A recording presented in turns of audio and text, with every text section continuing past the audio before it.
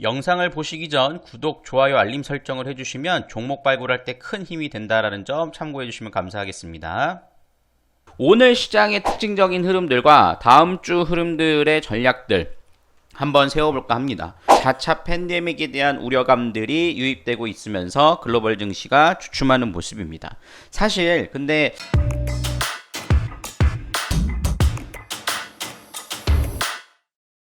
네, 안녕하세요. 이데일리온 서영원 전문가입니다.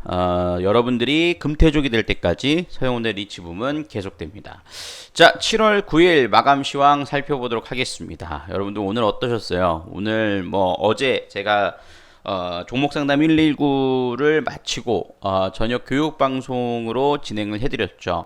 종목에 대한 부분들에 대해서 대응을 할때 섣부르게 분할 매수나 물타기를 하는 것이 아니라 지수가 밀려내릴 때는 저점에 대한 부분들이 확인이 된 다음에 그 이후의 흐름들을 대응해 보시는 전략이 가장 우선됩니다 라는 부분들을 말씀을 드렸습니다.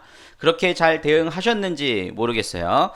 오늘 시장에 대한 부분들을 하나하나씩 좀 살펴볼 필요가 있을 것 같은데, 우선 미국 증시도 조정을 함께 좀 받는 모습들이 나타나 좋습니다. 전일 미국 증시가 S&P 500이 9% 정도 하락세가 나오면서 최근에 또 미국 금리가 떨어져서 문제가 되고 있죠.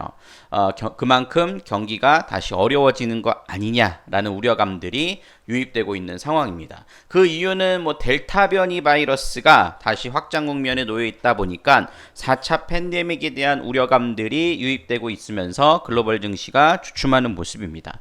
사실 근데 정확하게 따져보면 미국 증시 같은 경우에는 오히려 많이 상승을 했으니까 좀 차익 실현 매물이 내놓는 게 아닌가? 라는 생각이 좀 드는 부분들도 있습니다. 왜냐면은 델타 변이에 대한 부분들도 있지만 경제 지표도 양호한 모습들을 보여주고 있고, 미국 증시에서 상승과 하락에 대한 부분들이 나오는 섹터군들을 보면 우리나라 같이 델타 변이 관련된 흐름들만 움직이고 그런 장세는 아니라는 거죠. 좀 차익 실현 매물들 좀 내놓는 그런 전반적인 흐름들이 나타나주는 것이 특징이 아닌가라는 생각들을 해봅니다.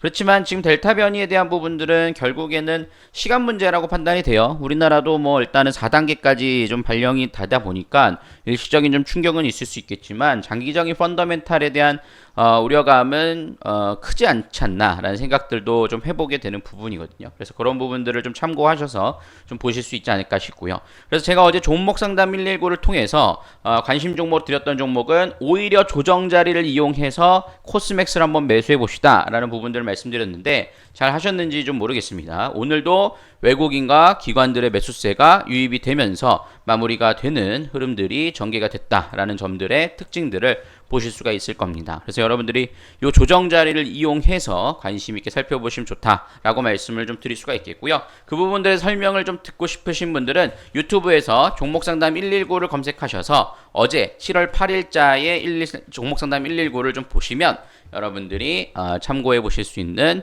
부분들이 될 것이다 라고 말씀을 좀 드리도록 하겠습니다. 그래서 그 점 참고하셔서 진행을 해보시면 좋겠다라고 말씀드릴 수 있겠고요. 오늘 시장의 특징적인 흐름들과 다음 주 흐름들의 전략들 한번 세워볼까 합니다. 오늘 우선적으로 코스피와 코스닥의 구분을 지면 코스피가 좀 더 눌림이 강했어요. 반등도 좀 약했고요. 그 이유에 대한 부분들을 살펴보면 오늘 외국인들의 매도세가 1조 3천억 원어치나 나왔죠. 그죠? 그래서 현물 쪽 거래소에서 1조 3천억 원어치의 매도세가 이어짐으로써 시장의 약세가 상당히 좀 크게 나타나주는 모습이다 라고 볼 수 있겠고요. 선물 시장에서는 장중에 한 8천억까지 늘어나는 모습이었는데 좀 줄여나갔어요. 오후장 들어서면서 줄여나가는 모습을 보이면서 이렇게 코스피 지수가 반등하는 흐름들을 보이는 특징을 보였다라고 볼 수 있겠습니다. 그렇기 때문에 항상 말씀드리지만 외도독 현상, 선물이 현물을 흔드는 그런 장세가 최근 들어서 계속 지속되고 있기 때문에 코스피보다는 코스피 중심으로 움직이는 대형주 중심으로 움직이는 종목보다는 중형주, 중소형주 또는 코스닥 쪽에 좀 관심을 가지셔야 된다라는 부분들의 시각은 바뀐 게 없습니다. 그러니까 그런 부분들을 꾸준하게 살펴보실 필요가 있다라고 말씀을 좀 드릴 수가 있겠고요. 반면에 코스닥 같은 경우는 오늘 매수가 들어왔다 나갔다 들어왔다 나갔다 하면서 결국에는 순매수로 마감이 됐다라고 보실 수가 있겠습니다. 그래서 그런 특징적인 흐름들이 이어짐으로써 코스닥이 좀 더 반등세가 강하게 나오면서 21선 자리에서 안정을 보이는 모습들 마감됐다라고 볼 수 있겠어요. 그러면 여기서 어떻게 될 것이냐, 이 부분들은 다음 주에 미국 시장, 오늘 돌아오는 금요일 미국 시장이 중요할 것으로 판단이 돼요. 근데 미국 선물지수 현재 시각 4시 20분 기준으로 살펴보면 상승 전환을 하는 모습들을 좀 보여줬고, 그러다 보니까는 오늘 상해 종합 증시도 막판에 1%까지 밀렸다가 플러스로 마감됐고, 일본 니케이 지수도 2%까지 빠졌다가 조금 올려놓고 끝났고요. 홍콩 항생 지수는 오히려 상승 전환까지 좀 나오면서 시장이 어느 정도 반등의 기미를 보여주고 있다라고 좀 판단이 됩니다. 그럼 여러분들이 여기서 이제 그럼 다음 주에서 진짜 반등이 나오고 있네라는 것을 체크해 볼 수 있는 기준을 살펴드릴게요. 첫 번째, 개인들이 매도로 나오고 외국인들이 매수가 들어온다. 이 부분들이 먼저 우선적으로 결정이 돼야 될 겁니다. 장 초반에 개인들이 매수세로 들어온다? 이거는 시장 반등이 한계적일 수밖에 없습니다. 그렇지만 장 초반에 살짝 매수가 들어오다가도 매도로 전환돼서 개인 매도가 나오고 외국인 수급들이 현물이 됐든 선물 쪽에서 수급이 들어온다. 이러면은 시장은 실질적으로 좀 강한 반등을 좀 보일 가능성이 높다라는 점들을 생각해 보실 수가 있겠고요.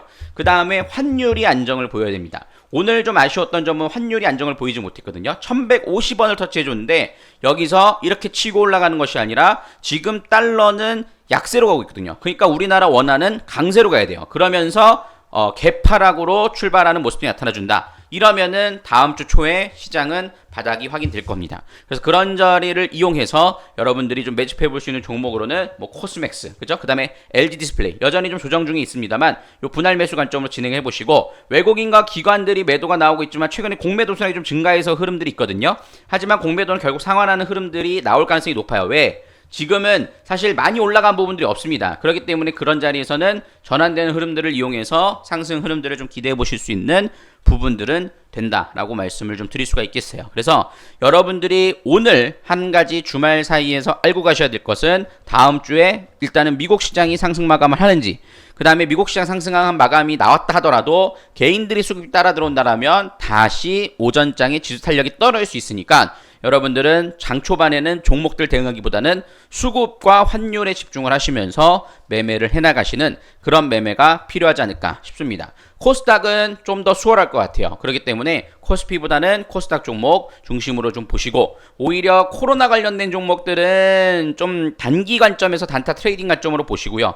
오히려 여러분들이 좀 보실 수 있는 부분들은 뭐 화장품 관련된 종목들, 그 다음에 코로나와 좀 관련이 없으면서 움직일 수 있는 섹터가 컨텐츠 관련된 종목이죠. 그래서 대원 미디어 뭐 이런 부분들 오늘 조정받았지만 외국인과 기관들의 수급들이 들어오는 모습들도 보였습니다. 이런 종목들을 중심으로 해서 살펴보시는 매매가 중요할 것이다 라고 말씀을 드리도록 하겠습니다. 자, 이렇게 좀 정리를 해드리도록 하겠고요. 여러분들이 금태족이 될 때까지 서영원의 리치붐은 계속된다 라고 말씀을 드리도록 하겠습니다. 감사합니다.